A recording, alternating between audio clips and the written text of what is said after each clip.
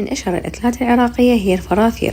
سويت لكم إياها في فرن البيت بعجينة كلش طرية وطريقة كلش بسيطة، متأكدة إذا جربتوها راح تسووها دائما.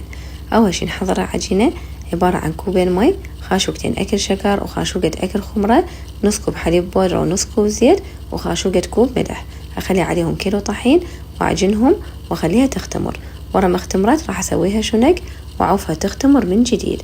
وبين ما ترتاح العجينة راح أحضر حشوة عبارة عن لحم مثروم كلش ناعم، بصل ومعدنوس، ملح وفلفل أسود وسبع بهار.